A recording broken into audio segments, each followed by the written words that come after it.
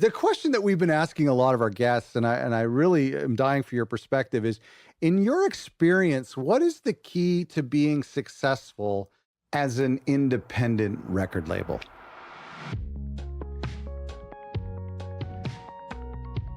Today's episode is sponsored by Squarespace, my favorite web hosting platform for building a record label website or a website for an independent artist. And I'm not just saying that because I'm contractually obligated to say that. I'm saying it because I've used them for my own label's website for almost 15 years. I've used them for my artist's website on and off over the years. And I use them to host otherrecordlabels.com. I just really like them. I think that their templates are really elegant. It's an all-in-one platform. There's so many tools that it lets you do. Plus, if you use our coupon code ORL10, it'll give you 10% off of your package, whatever you select, and it supports the podcast. So check out Squarespace by going to otherrecordlabels.com/Squarespace. Hello and welcome to a new episode of Other Record Labels. Today, I am going through some old interviews that most of you didn't hear. Back when we had a Patreon, we had some bonus episodes that we did, some extended interviews with guests that we've had on the show over the years. And I would ask them one specific question. Usually I jumble my words a little bit, but the question basically was, what do you think makes a record label successful? We try to boil down the essence of what makes a record label successful. And I kind of had this thought that maybe after asking a dozen or so record labels this question, record labels of all shapes and sizes and genres and experience levels, I thought maybe we would get some common denominators, that we would maybe get some similar answers over the years. Well, what was surprising was, and I'm going to show you those answers, play you those answers in a couple seconds, but what was surprising was that everyone had a completely different answer, and everyone's answer was incredibly valid and incredibly true, which really speaks to the ethos of what I try to talk about and teach here at Other Record Labels. And that is a successful record label is made up of millions of different parts. It's a portfolio of a lot of great things done really well. And the proof is in some of these answers that I got when I asked this question. So this is the question. The question is, what do you think makes a successful record label? And these are some of the answers I've got over the years. Has there been, and I know, you've been, you have your own labels, you oversee these labels. What's the common denominator in your experience? One of my favorite guests and one of my favorite record labels, Beggars Group. Here's Nabil Ayers with his answer. I think it's not just, of course, almost everyone puts out stuff they love. So I think that's a given, but that's certainly not the key. I think it's to be super, super involved and not rely on no one, but the thing that I realized with Valley of Search, which is really, was basically the control group, but it started to re-release my uncle's album in 2018. When I did that, my feeling was, this is a weird album from 1975, very limited audience. No one's going to care. It's not going to get big press features or anything. So I'm not going to hire anyone because no one can, it's not going to work. Why would I pay a publicist? They're not going to be able to do anything. Yeah. So I'm just going to reach out to people I know. And I was part of the story. I grew up with my uncle, that we played music together. He's, it's a huge part of the story. So I did the press for that album, and it took a ton of energy, and I sort of spent a year building it up, but it did really, really well. And what I realized was that, of course, I think the music's great, but it wasn't just, oh yeah, it's great music, so it'll do well. It did well because I really took the time to, it was mercenary. It was one by one trying to identify the people who I thought might care, and finding them and emailing them and DMing them. And it's a lot to ask. And I'll never do that again, to that degree. I did it once, but it's my family. It was important, but it taught me a lot that, sometimes the thing to do is not to be like, hey, why can't the publicist get this? Sometimes it's to have the band call the person they know, or to really just to try to make the most direct connection, even if there is someone in place whose job it is to do it. That's not always the best way to go. There's a real level of authenticity when you're doing that, because you're telling this story, and this record is important to you. Sometimes a publicist says, you have to check out this record. But sure. And they've got 5 more records. They've got 5 more records. No offense to publicists. No, of course. They can be great, but they can't do that. Only in that position, I only had one record to talk to people about, and I took a long time to do it, and it panned out. But I did learn a lot. I think that's the thing people don't think about sometimes, is how important it is to, if you're the person putting out the record, you should be involved and be talking to people about it. I think being able to do what you started doing on a larger scale. Here's Joe from Beth Shalom Records. For me, that's all I'm doing now. I'm just doing it on a larger scale than I started off. So like whether that's the comparison of doing vinyl as opposed to tapes, or whether it's working with a larger distributor versus doing it all through like Root Note or TuneCore or whatever you did.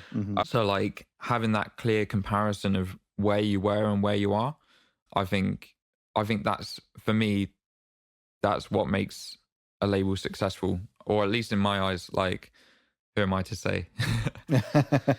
That's the, that's to me whenever I can stop and say, hey, like, you just announced a record and sent an email and within a couple of minutes got a few orders in. Like, that's something that, remember the other side of it when you would send an email and the day would go by and no orders would come in? Like, that's... No, thankfully those days are long gone. Or, they're few and far between. Well, it's funny because, a label can mean so many different things. And from the perspective of a label owner, sometimes the labels that people like me celebrate, and we often celebrate them because they have an identity, right? And that's something that is really seductive. That's not necessarily the best way to run a label from the perspective of a label owner. A couple of years ago, there was a great book that came out called Genres that explored some of the many different musical genres over the year.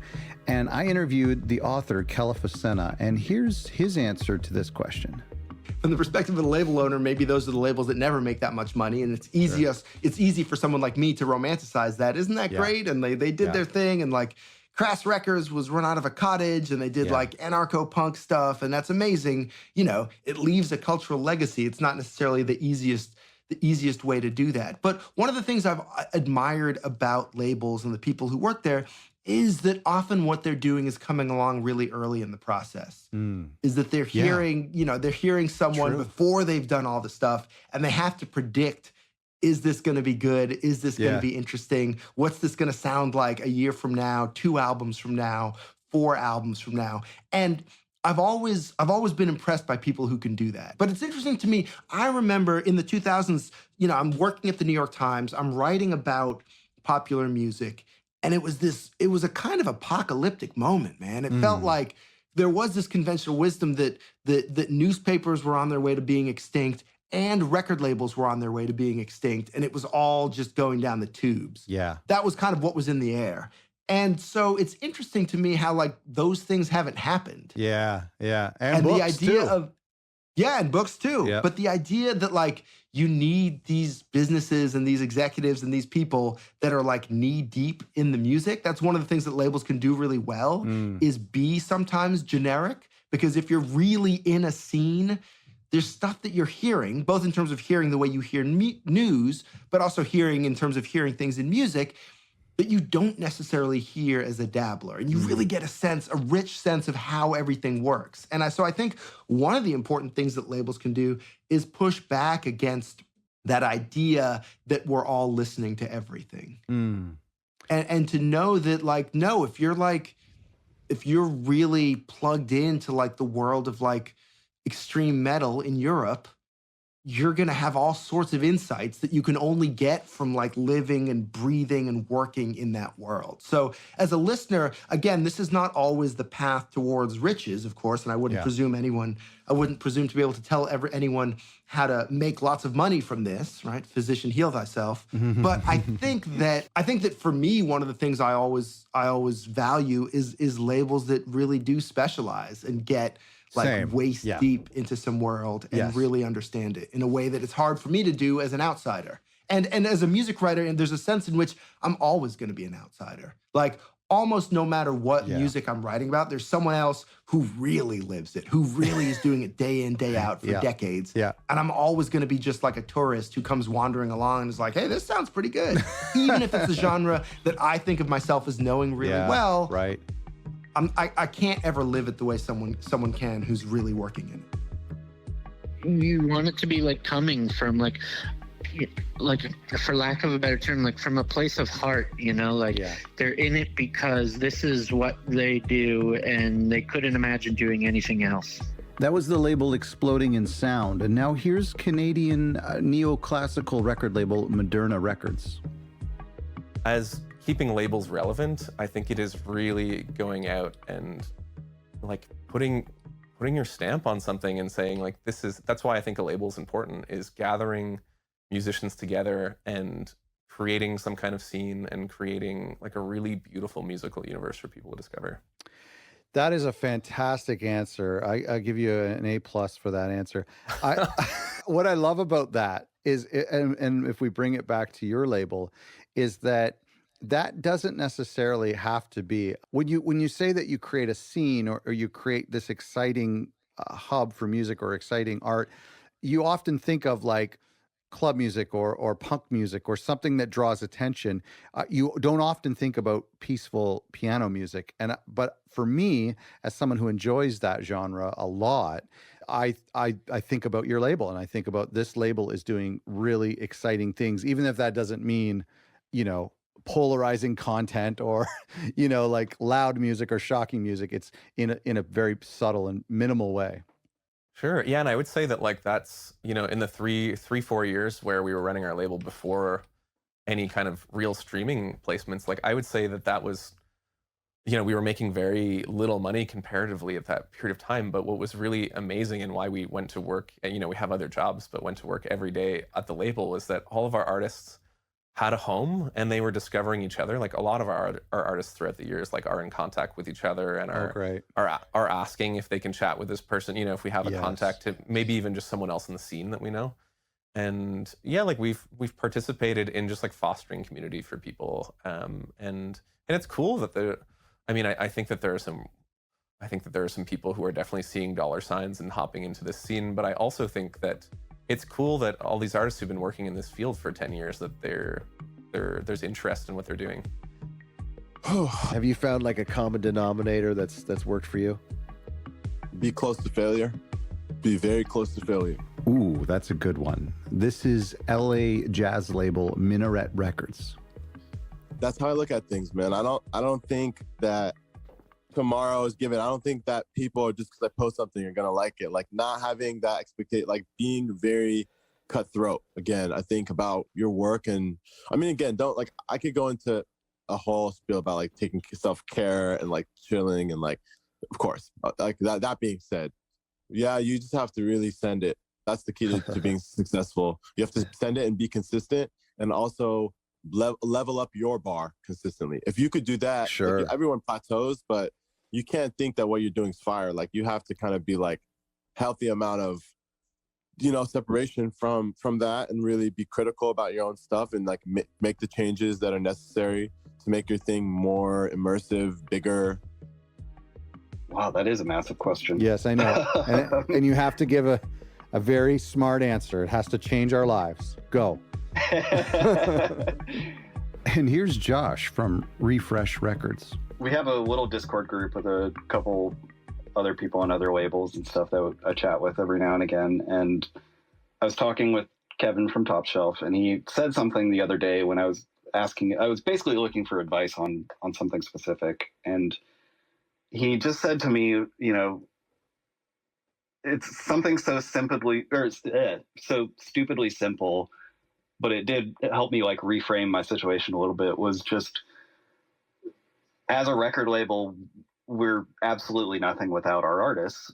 We're just facilitating them essentially. So I think it's true. The most important thing is not anything on the label side. It is the artist and their creativity and facilitating their needs, because we're nothing without them. We need them just as much as they need support, but the support doesn't necessarily come from a record label. It could come from a manager, or it could come from an outside source, or it could come from anything. Like we want to be the people who can provide them that, but we don't necessarily have to be. And so it is really just about making sure that the artists are us first in everything you do. Now let's ask Jennifer from Kiam Records, and let's see if she'll just summarize this entire thing for us. I think you just have to care. Okay. You know, like for me at this stage of what I'm doing, I just want to know that I'm doing it because I really want to be doing it, and that I'm going to do the best job for myself and for the artists on the label, and to just show up every day. You know what I mean? Sure. And be present. Sure. For whatever the task is at hand. And I know that might sound kind of simple, but I don't think it is, because I think it's just something I've been thinking about in general, about life, and just, you know, just really being there for what's happening, and being there for the right reasons, and trying because you really want to do a good job at whatever it is you're doing. For whichever release at that moment. Do you know what I'm saying? Like, here's my interpretation of what you're saying. Tell me if this is wrong. But yeah. It's when I'm a 20-year-old, I'm looking to start a record label just for how I think it'll make me look cool.